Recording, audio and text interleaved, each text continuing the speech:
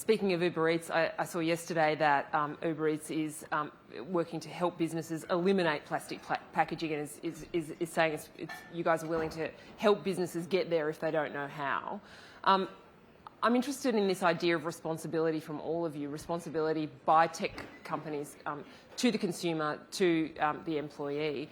Can you talk a little bit about that first, Dom? Yeah, why don't I start? So Uber, in the spirit of ambitious targets, has set a big one, and that is for 100% of cars, of trips on Uber by 2040 will be in electric vehicles on Uber Eats or Uber Rides as of last night. 2 years ago, just to put that in perspective, the number of trips that were occurring in electric vehicles in Australia was around 0.1%. So 2020, 0.1%, 2040, we need to be at 100%. We have invested in driving the uptake of electric vehicles such that that is closer to 2% today, the number of trips in electric vehicles. And so that's to say we play a very important role in this transition away in the transport sector specifically. And now we need to work out how we can bring that to life for consumers, businesses. Everyone's got a note on their desk around Uber Green, which launched this morning in Sydney. That is all hybrids and electric vehicles. It's helping people make the choice to move around in a more green fashion. It's not far away, 2040. Is that scary? It is, but we're the sort of business that knows if you get the right stimulation going, we can get there. And so what it will mean is by 2030, we have to stop onboarding petrol cars onto the platform. And like I said, we're at 2% today of trips in electric vehicles. And so we're really encouraged by the movements that the government is making with regards to fuel efficiency standards. I could talk for hours about fuel efficiency standards, and I won't, but this is the great unlock in getting low-cost electric vehicles to Australia.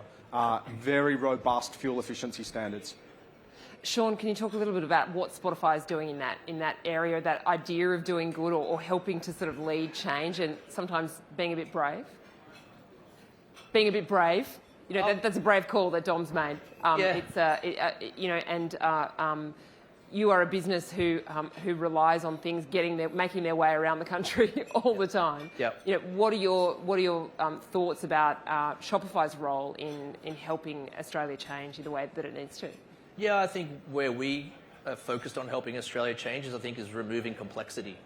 Our job is to sit behind a brand and sit behind a retailer and make them successful. And so I touched on earlier the importance of the export market. And I think when a lot of small businesses, entrepreneurs, or anyone starts to think internationally, it's daunting. And so what do? We have scale around the world. And so we can look at all the international markets and quite quickly tell you what you need to think about with tariffs, what you need to think about with conversion, what you need to think about with localization, what does local payment gateways look like. So we have access to what that looks like in each market. So we do have a product called Shopify Markets, which takes that, I guess, intimidation, toil, hard work out. And so that helps Australian merchants, retailers, small businesses, the likes, from the person starting a business in their mum's garage all the way up to JB Hi-Fi who's running on Shopify. How do we remove those barriers of entry and make those markets much more accessible? Richard, AI. How are you feeling about ChatGPT right now? I'm a bit nervous. Well, first of all, I use it extensively. I have done since quite a long time ago. What for? Sorry? What for? Oh, I can tell you. So first of all, I'm going to tell you that it's not intelligence. It's the AI is the big A, artificial, and a very tiny I, intelligence. It's not going to take over the world anytime soon, and we're not all going to die. Oh, that's good. Okay. So that's good, isn't it? Yeah. It's an incredibly helpful adjunct to what you do. And I literally have it open on my desk, and I do quite a lot of Teams calls and meetings around the world, and someone will say something, and I go, let me just check that.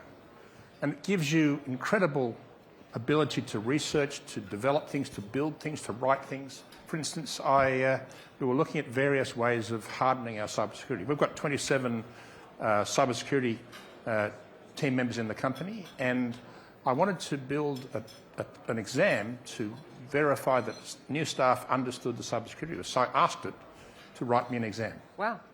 It didn't do it perfectly, but it got it about 85% correct, and with the help of my other people, that took me 15 minutes instead of a day. And I've used it to find background on supply chain things and to think about, and the other reason for me using it is because you have to lead by example. You have to dig in and understand what it's really about before you can actually make a sensible answer to anybody. And people are scared about some of this stuff. They don't understand how quickly it's moving, and it's moving really quickly. But I think it's an iPhone moment. It is going to make a change. We are going to learn to leverage it. It's going to be very powerful. And there are things that it does incredibly well, and things that it does really, really badly as well. But it is a very powerful tool. Sean? Yeah, I mean, when you look at all the 100,000 retailers in Australia that we see, 44% of them right now are investing in that area or investing in AI. And so I think it's something that's there. Are the retailers of Australia to become an evil empire and overtake the world with ChatGPT and all this stuff? No.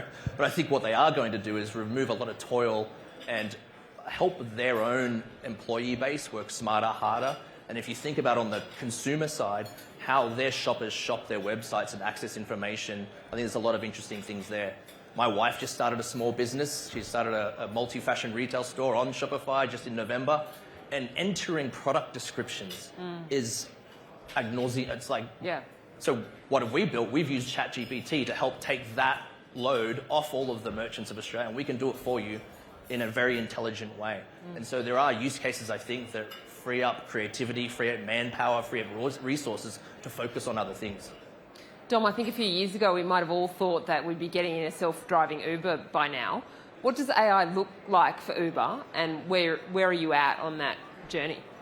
Yeah, I think it's a good point that AI and machine learning are core underpinning technologies for autonomous vehicles. Anyone that's been to San Francisco recently will know that if you walk a couple of blocks, you'll see 10 autonomous vehicles driving around without engineers in the front seat. It's very much real. There's a couple of clear leaders in the market, Cruise, which GM is a shareholder in, and Google's interest, Waymo. We've recently announced a deal with Waymo to bring the power of their autonomous technology to the Uber platform, both on delivery and mobility, I would say.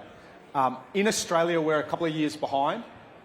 We need to get the data infrastructure really clear so that the autonomous vehicle technology can be ingesting things like road signals, updates to maps, all sorts of detail, and that'll take time, but I'm positive that there's a few key sort of moving pieces that it won't be so long away. Well, Richard, Dom and Sean, thank you very much for your time. We really appreciate you being here. Thanks a lot. Thank you. Thanks.